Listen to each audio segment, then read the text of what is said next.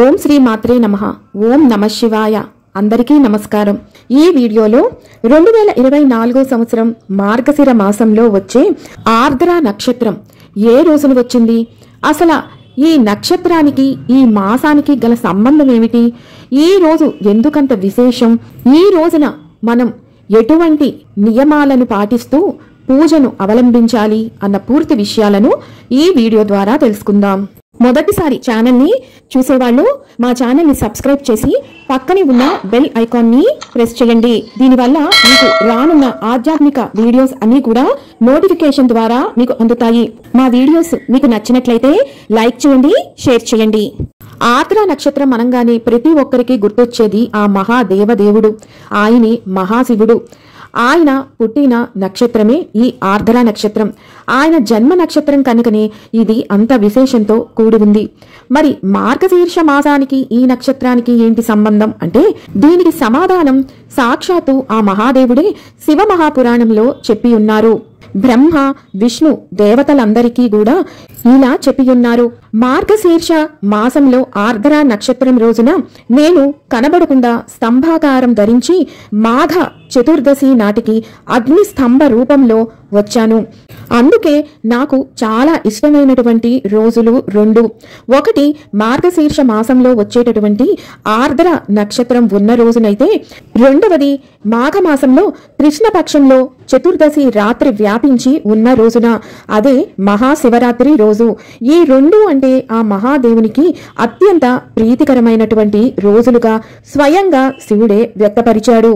ఆర్ద్రాయాం మార్గశీర్షేతు యః పశ్యేన్ మాం ముమాసకం మద్వే రమపి వా లింగం స గుహాదపి మే ప్రియః.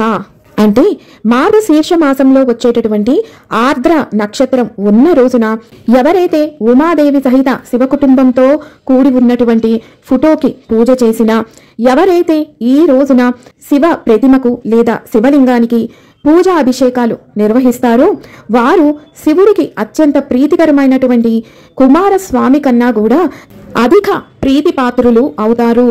ఈ రోజు ఎంత విశేషమంటే, ఏ పూజా అభిషేకాలు చెయ్యలేని వాళ్ళు కేవలం శివాలయానికి వెళ్లి శివ దర్శనం చేసుకున్నంత మాత్రాన మహాఫలితం, అనంత ఫలితం లభిస్తుందట. కేవలం శివ దర్శనానికే ఇంత ఫలితం వస్తే, స్వయంగా భక్తితో మనసును లగ్నం చేసి స్వామివారికి పూజా అభిషేకాలను ఈ రోజున చేస్తే ఇంకా ఎంత ఫలితం వస్తుంది అంటే మాటలతో చెప్పలేము, దృష్టితో చూడలేము, ఇంత అంతా అని లెక్క కట్టలేము. అంతటి ఫలితం మనకి వస్తుంది. శివ దర్శనం ఏ సమయానికి చేసుకోవాలి అంటే, ఈ రోజున సూర్యోదయానికి ముందే నిద్రలెగిసి శివ దర్శనం చేసుకోవాలి, లేదా మధ్యాహ్న సమయాన శివ దర్శనం చేసుకోవచ్చు. లేదు అంటే ప్రదోష వేళకి దర్శనం చేసుకోవాలి. అప్పుడు శాశ్వత శివ సాన్నిధ్యం లభిస్తుంది. మనం ప్రతి నెలలో వచ్చే మాస శివరాత్రి రోజున, అలాగే మహాశివరాత్రి రోజున పూజాభిషేకాలు శివుడికి చేస్తూనే ఉంటాము. కానీ ఒక మనిషి తరించిపోవాలి అంటే, అత్యున్నత స్థితికి చేరిపోవాలి అన్నా, శివ సాన్నిధ్యం చేరాలి అన్నా, సమస్త ఉపశాంతి మనకి లభించాలి అన్నా, మార్గశీర్ష మాసంలో వచ్చేటటువంటి ఆర్ద్ర నక్షత్రం ఉన్న రోజున తెల్లవారుజామునే శివాభిషేకం, దర్శనం, పూజ, అర్చన ఏదైనా సరే నిర్వహిస్తేనే దాని యొక్క ఫలితం.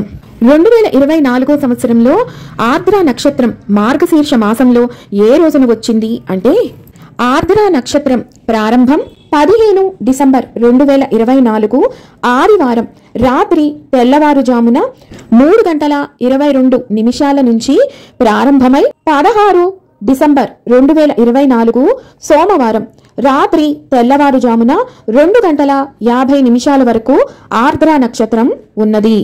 మార్గశీర్ష మాసంలో ఆర్ద్ర నక్షత్ర పూజను, అభిషేకాన్ని శివునికి నిర్వహించుకోవాల్సిన తేదీ 16 డిసెంబర్ 2024 సోమవారం రోజున. ఈ రోజున ఇంట్లో శివ పూజాభిషేకాలు, అర్చన, శివాలయంలో శివ దర్శనం నిర్వహించుకోవటానికి అత్యుత్తమమైనటువంటి శుభ గడియలు తెల్లవారుజామున 4:50 నుంచి ఉదయం 6:26 లోపు. శివుడు శివ మహాపురాణంలో చెప్పిన దాని ప్రకారం ఇది అత్యద్భుతమైనటువంటి సమయం. ఈ సమయంలో కుదరని వాళ్ళు ఉదయం 6:26 నుండి ఉదయం 7:30 లోపు నిర్వహించుకోవచ్చు. లేదు అంటే ఉదయం 9:01 నుంచి ఉదయం 10:32 లోపు మీరు పూజాభిషేకాలు నిర్వహించుకోవచ్చు. ఇక ఈ రోజున ప్రదోష సమయాన శివ పూజాభిషేకాలను, శివ దర్శనాన్ని చేసుకోవలసిన సమయం సాయంత్రం 5:24 నుండి సాయంత్రం 6:50 లోపు. శివ పూజాభిషేకం ఎలా నిర్వహించుకోవాలి అన్న వీడియో ఆల్రెడీ మన ఛానల్లో ఉందండి. దాని లింక్ కింద ఇస్తాను. ఆ ఆడియో పెట్టుకొని మీరు పూర్తి పూజను ఈ రోజున నిర్వహించుకోండి. విన్నారు కదా, మార్గశీర్ష మాసంలో వచ్చే ఆరుద్ర నక్షత్రం యొక్క విశేషాలు, పూజా తేదీ, సమయాలు. మరొక వీడియోతో మళ్ళీ మిమ్మల్ని అందరినీ కలుసుకుంటాను. సెలవు మరి. సర్వం ఈశ్వరార్పణమస్తు. స్వస్తి.